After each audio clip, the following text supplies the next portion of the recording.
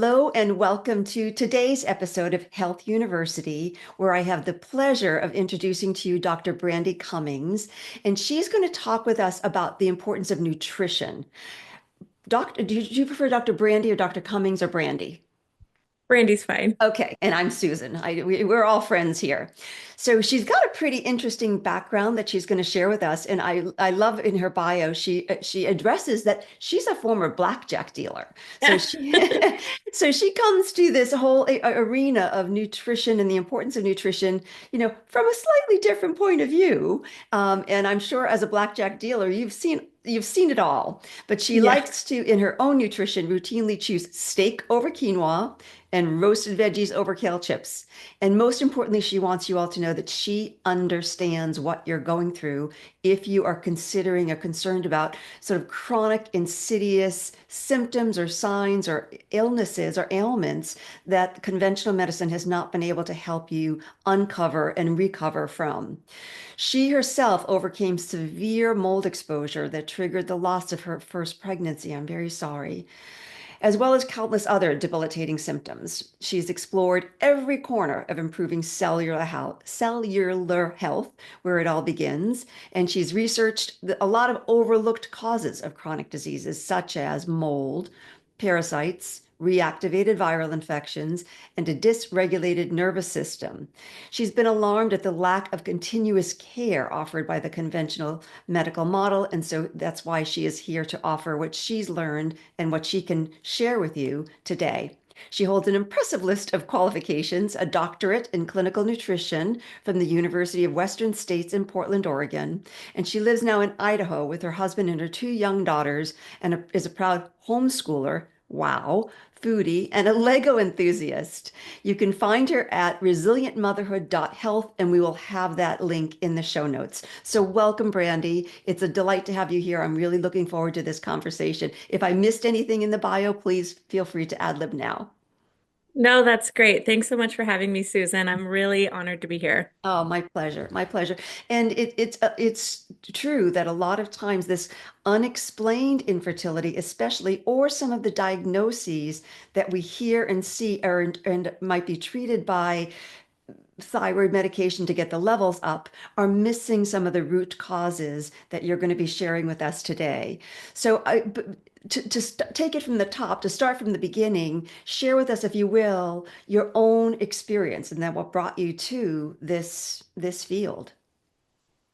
Yeah, I first got into the nutrition field because, like many, I was just having some symptoms of my own. And when I remember being in high school and I would have really severe chest pain, and it freaked my mom out, and she would take me to the ER. And the protocol was always blood work and a chest x-ray and a prescription for Vicodin.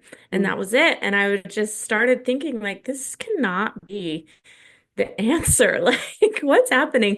I ended up connecting the dots that that happened when I was eating gluten. And Ah. so, and this was like way before gluten-free was a thing. Mhm. And so that was my first intro into the connection between what we eat and how we feel. Mhm. And then fast forward to 2015, I got really ill with mold illness, Mhm. and it took me a couple years to find the right people, find the right protocols, find the right approach to get out of that. Mhm. And that was probably one of the darkest times of my life. At my lowest, I felt like I just knew I couldn't keep doing that. So I had to either get better or, stop living and transition. And because I just couldn't live like that anymore. And so luckily I was able to find the right team to help me through that. And then my whole world, like once you see that world, you can't unsee it. And so everything kind of unlocked from there. As you mentioned, I had a miscarriage during that time. And so then I really pivoted my practice. I had a nutrition practice at the time, but I really pivoted things to be more clinical. And Mhm. so I went back to school. I got my master's degree, and that apparently was not enough. I went back to school again and got my doctorate degree. I feel you. And then over the years, just working with more and more moms, where their story is constantly things were never the same ever since I gave birth. Mhm. Like nobody's connecting the dots. I feel like it's in my head, but something is up, and not finding somebody who can zoom out, connect the dots, and help them understand that what they're experiencing actually makes a lot of sense and is Mhm. not confusing and mysterious like they're led to believe. Right. And it's not normal, Right. normal postpartum, normal, stress of new motherhood. We know when we're not feeling well. That's not normal. Right. So what do you find are some of the most common things that you see? If in fact, I know with functional medicine, that's probably an insult to even raise that question as to what's common or general, but that we tend to do see patterns. Do you find any particular patterns, especially for the postpartum mom? Yeah, well, I think that one of the big reasons why moms are telling me, like, oh, things are never the same since I gave birth, is because that's a huge event in one's life. First of all, we have big biochemical shifts that are happening, Mhm.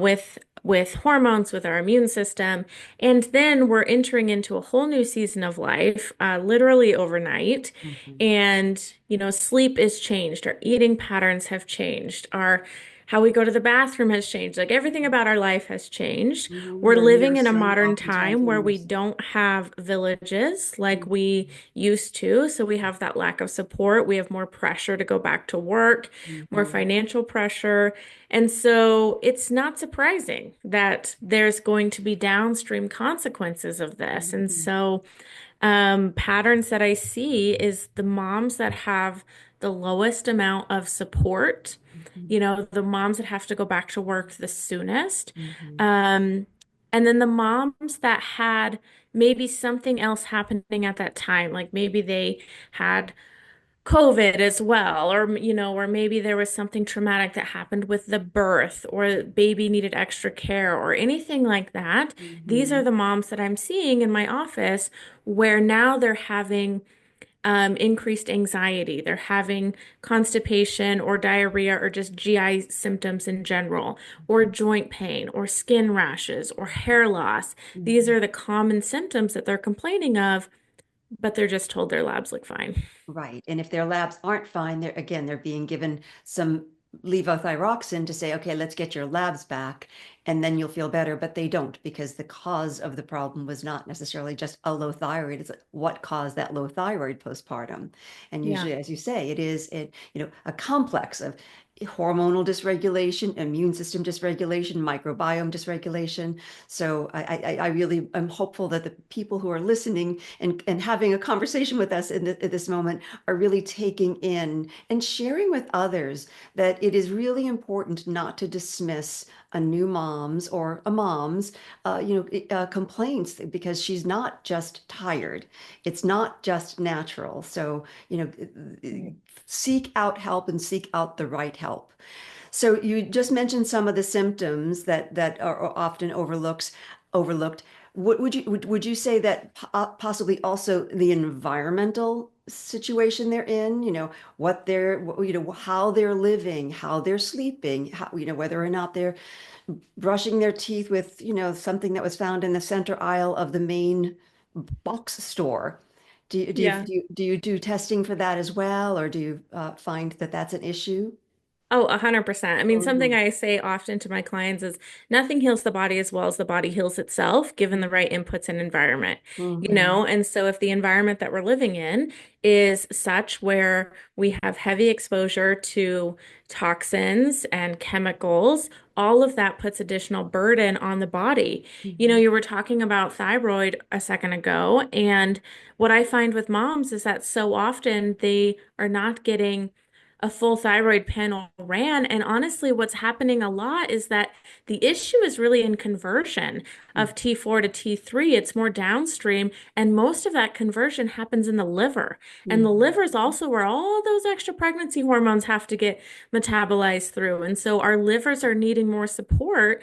And so proper thyroid hormone conversion can become more sluggish or ineffective during that time. And then we add on this big toxin burden where we Mhm. have increased toxin load in our body. Which our That liver is interferes also with it trying to as well. process all the way down to the mitochondria. So yes, it Yeah. becomes this perfect storm where the body just says, yeah, I'm maxed out. I'm going to give you what I can, and the consequences that you're going to feel kind of crappy when you wake up and Yeah. said I slept for 8 to 10 hours, but I don't feel well.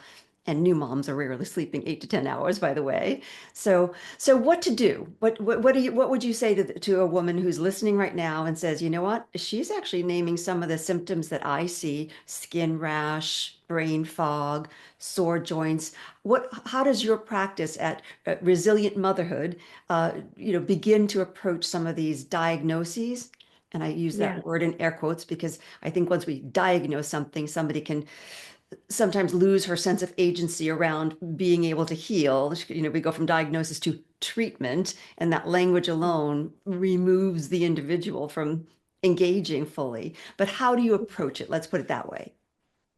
Yeah, so resilient is actually an acronym. So we have R, which is reconnection to ourself, to our body, to nature, to our purpose. Then we have E for our environment, which we just mentioned and talked about. And then we have S for sleep and stress, as that's very important so our body can heal. And then we have I for inflammation and infections that may be going on. Some underlying infections may have been dormant, Yeah. right? But that process of childbirth, we now have, things that are reactivated in the body. We have L for the proper lab testing. So this is where I'm running toxicity tests, I'm running organic acid tests. I want to see what's going on. And of course, blood chemistry. I want to see what's going on under the hood. And then we have I for improved digestion, another E for energy and mitochondrial support, N for nervous system support, which is huge. That Mhm. is a must have. And then T stands for toxins and really focusing on supporting drainage and detoxification. And so working through that whole framework really provides this holistic way of peeling back these layers, getting to the root cause, and really the biggest thing is like connecting the dots because so many women think their symptoms are unrelated or they go to the GI doc or the endocrinologist, but nobody's connecting the dots. But Mhm. it's all connectable. Yeah, exactly. We are one system Yeah. and so being out of balance in one area will have an effect on the other. And I love that you included, and I think it might have been the first letter in your acronym that had to do with and I don't have the word, but it's our sense of well-being, our emotional well-being, our relationship well-being. Was R for relationship, by the way? Reconnection. Reconnection. So there you go. So that's another word for relationship. Because again, we get sent to our therapist for our sort of our mental health, and we don't necessarily connect our mental health with our gut health or with our nervous system health. So I love that you've got this holistic approach. And how long, this is often a question I get asked, so I'm going to ask it of you for the listening audience. How long would a person expect to before she began, and I'll use the pronoun she, but we know before they begin to feel any improvements, because you probably aren't going to run labs, a month later, it'd probably be a few months later, but we want to feel better immediately, or as Yeah. soon as immediately as we can. Yeah. Um, I mean, I have women seeing improvements in just a few days, you know.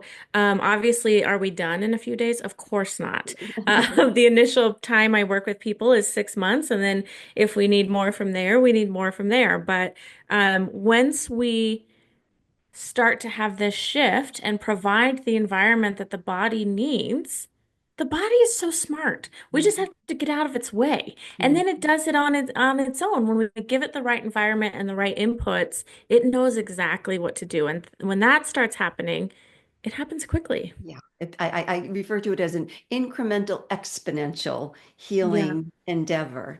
And as you say, beginning to heal in feeling like you're feeling the change in 3 days gives incentive and momentum to keep going. And that alone improves our emotional well-being. So we can really kind of begin to feel like, oh, I can take my life back here. So, and Yeah. of course, this helps not only the woman, the person, it helps the family unit, the family constellation, and the community. So this is fantastic. So tell me about the resilient program. I mean, you kind of went through some of the, the steps. What might a person expect if she were to, kind of log on today or call you today? Yeah, so it's a 6 month program, Mhm. and a woman goes through her onboarding process. We send her lab kits, and so she gets that started right away.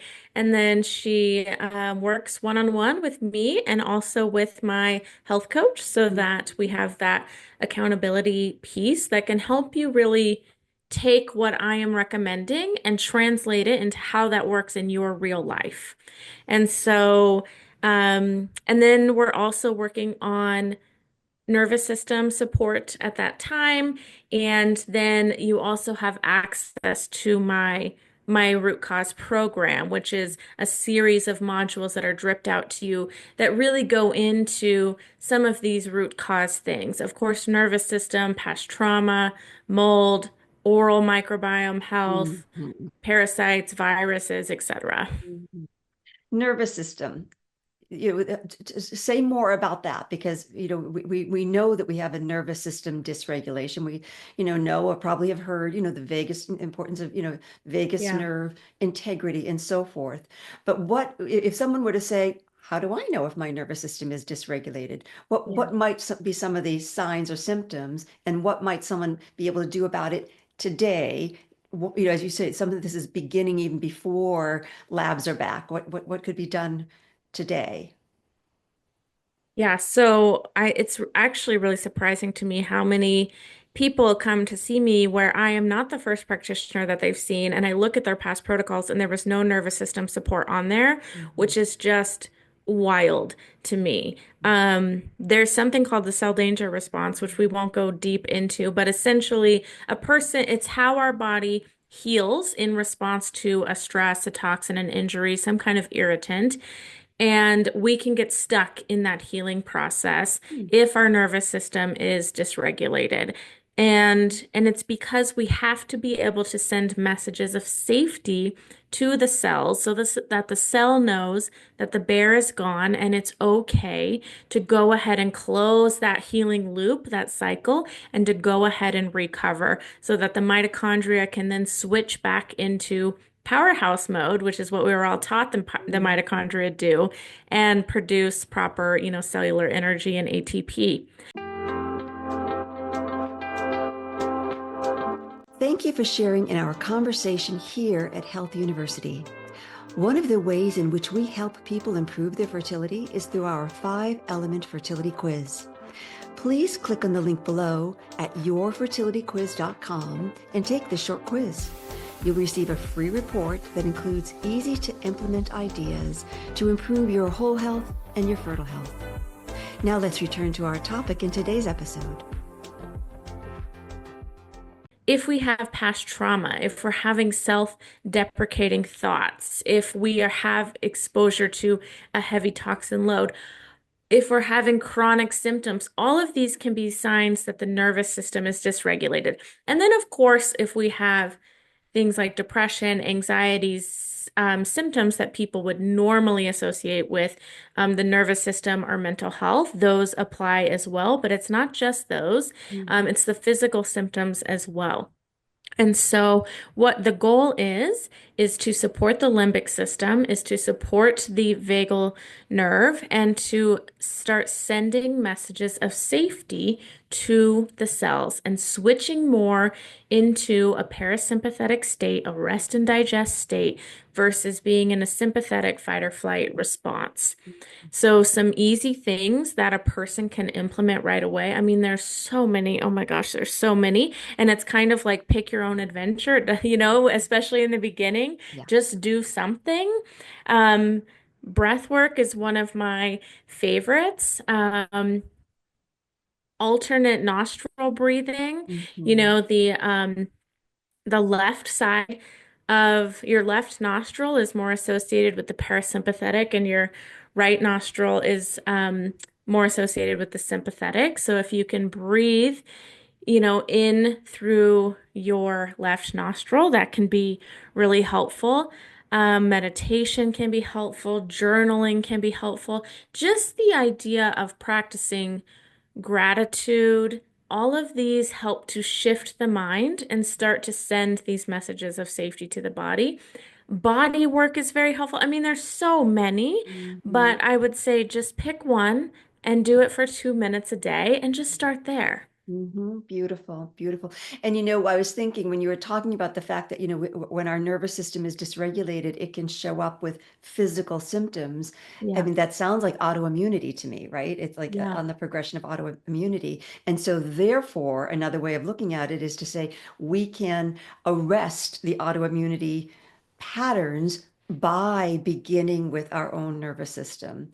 And Yeah. yes, I mean, you may not want to be sitting in lotus position. That may not be your thing. Take a walk in nature. Listen to some, pleasant music. Maybe have a mantra that settles your nervous system, that has you feel wonderful. Gaze into, your loved one's eyes. That's Yeah. also an amazing one. So that's fantastic. That is wonderful. Now, what about nutrition? I'm speaking with a doctor of nutrition. So what might be some key components that you would say, especially to, as a lot of this conversation is about having been a mother, having born a child, and then discovering some of these ailments afterwards. So there's also this added feature of there's someone I'm taking care of. So how does nutrition for oneself come into play?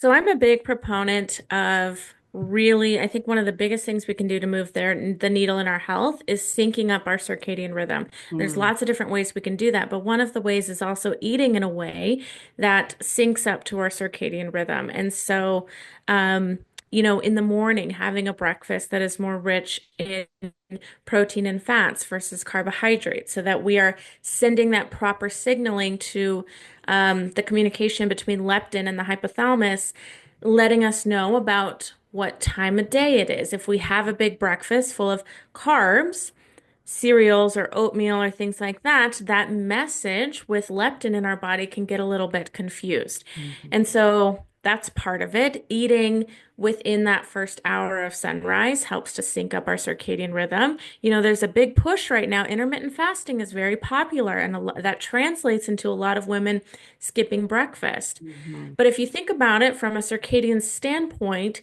it doesn't really make a lot of sense if you think of it like more ancestrally. It doesn't make a lot of sense to skip breakfast, eat a big dinner just to go like sit on the couch and watch Netflix. Like that's mhm, that, if you're mhm, gonna intermittent fast, like usually if my clients like to intermittent fast, I have them skip dinner or stop eating earlier, versus skipping breakfast. So mhm, eating in that first hour of the sunrise, having the majority of your carbohydrates in that midday or lunchtime meal, carbohydrates from whole food sources, if possible, and then having a dinner that's relatively early and then being done eating after that. So, really, it's timing of meals that's really important. Obviously, good protein is important, good fats are important, and good omega-3s are important. There's kind of these big categories of nutrients that mhm. are important, but I also find that that can add an unnecessary layer of stress Yes. to women. And I find that the more we focus on this circadian rhythm piece, this exposure to lighting piece, the less the less granular we have to be about eat this exact thing or don't eat this big list of foods. And all of that just causes a lot of stress and confusion for people. Right. You Just don't eat need to whole, necessarily real count foods. your macronutrients. Yeah.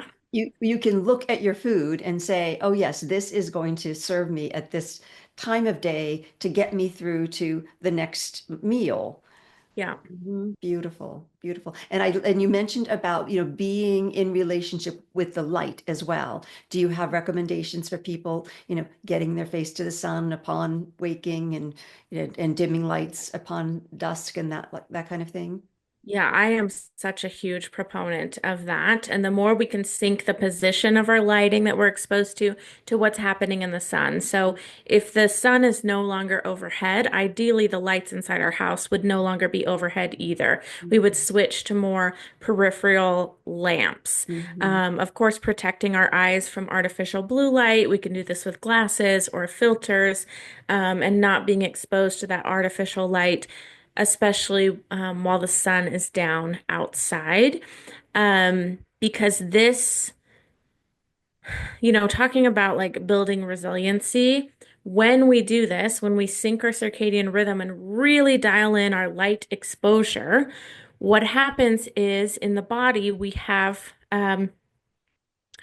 something called POMC in our body that can, I'm not going to get too technical here, but it can get cleaved into several things. And one of those things is melanocyte stimulating hormone. And when that happens, that can help to increase our energy, increase our libido, increase our resilience to um, uh, pathogens like parasites and viruses, Mhm. because it increases the amount of cellular water that we have. So there's just this huge amount of downstream effects of really dialing in your lighting that people are just completely Oh yeah. unaware of. And Yeah. when you talked earlier about how long does it take to see results, this is the piece that brings my people the fastest results. When I said like in just a few days, optimizing their lighting, this is what I see the fastest results with. Mhm.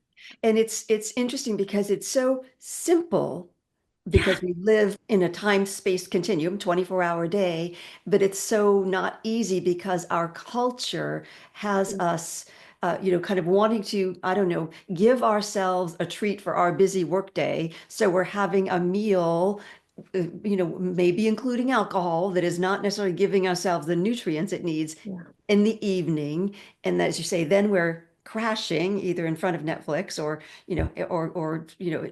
worse, TV in bed. yeah, So yeah, so I really having a real human being relationship with the light of day and the dark of day is imperative. And it's something that really is innate. Once you start thinking about it, you think, oh my goodness, why have I been, keeping myself up as though it's high noon until 11 p.m. and right. hoping or wondering why my body isn't doing its full detoxification while my eyes were closed.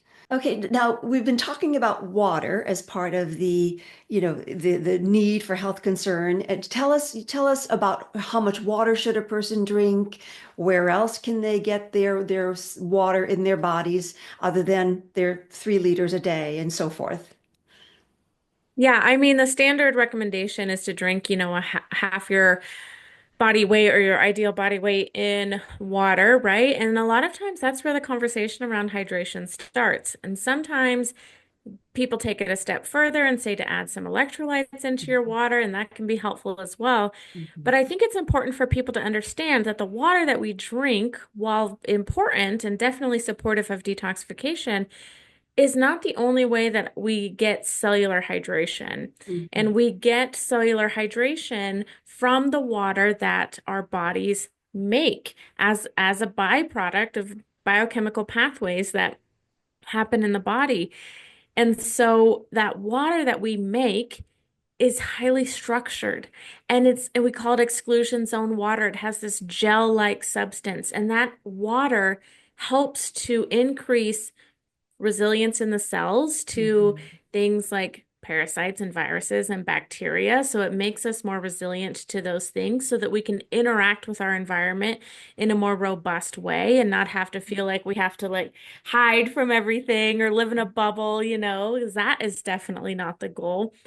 And the way that we get our cells to produce more of that water is by doing what we said, by optimizing your light environment, Isn't that something? by supporting your lymph and your fascia and all of that to help hold on to the structure of that water. And that is a whole piece that's being missed when people are thinking about or talking about hydration. Mhm. That's interesting because we do get so compartmentalized. Yeah, I'm going to eat these foods, and sometimes they do drill down to this much macro and this much micronutrient, and I'm going to take care of my microbiome by having prebiotics and probiotics, and I'm going to drink my 3 liters of water without really appreciating that the body, as you say, if when given the right environment, will take care of itself. So. I yeah, think that that is so brilliant. And so I refer to the 4 pillars of health: nutrition and hydration, circulation, sleep and restoration through the circadian flow, and then also mind body resilience, if you will, however that works for you, because we are not either our mind or our body. We are mind body. that's So right. yeah, yeah, that's brilliant. This has been a fascinating conversation. I think that the viewers and listeners have, I'm sure, come away with as many questions as they have been given answers. So, if they have questions, how might they find you? If you have questions, I'm active on Instagram. My handle is resilientmotherhood.health. And then Mhm. that's also my website. So you can find me there as well. Okay, resilientmotherhood.health, and it will all be in the show notes, including your handles, so that people can, because sometimes people aren't going to websites anymore, they're going straight to Yeah. Insta. Used to be TikTok, who knows, it might be again, but definitely to Insta. And are there any, sort of words of parting wisdom or hope or encouragement that you might want to leave the audience with? If you're struggling with chronic illness that you're not able to figure out, just because you haven't found answers does not mean that there are not answers. So I just encourage you not to settle, right? The body knows what to do. We just have to find the answers and give it the environment that it needs. And so I encourage you not to settle, keep looking, keep asking questions, and you'll find the answers. That's beautiful. Thank you. That's so it's so encouraging, because then Yeah. if we ask the right questions, or just stop and listen long enough to what someone wants to share with us, usually they're telling us what is off, when did it go off, and how to get it back. So, and time, that moment of that extra bit of time for listening to your own body, listen and being how should I say, being what's the word I want to use? Insisting that someone listen to you. If it's not happening with your present team, find a new team. And That's right. and Dr. Brandy is a good place to start. So thank you very, very, very much for your time today. I really appreciate it. We'll probably have you back soon, because I'm sure this is just the beginning of many layers that we can discuss, because this we covered sort of, what the mother who's needing to find her resilience. Typically that's kind of, when a child is still young, she's beginning to find those symptoms. But then we continue across our life's bridge and soon wind up in perimenopause or menopause, and it's not a whole other conversation, it's just a different layer of conversation. So I'd love to have you come back and we can talk about that when the time is right. Amazing. Thanks so much for having me, Susan. This was Thank great. you. Thank you. Thank you very much. And viewers, as we often say at the close of our Health University podcast, class dismissed.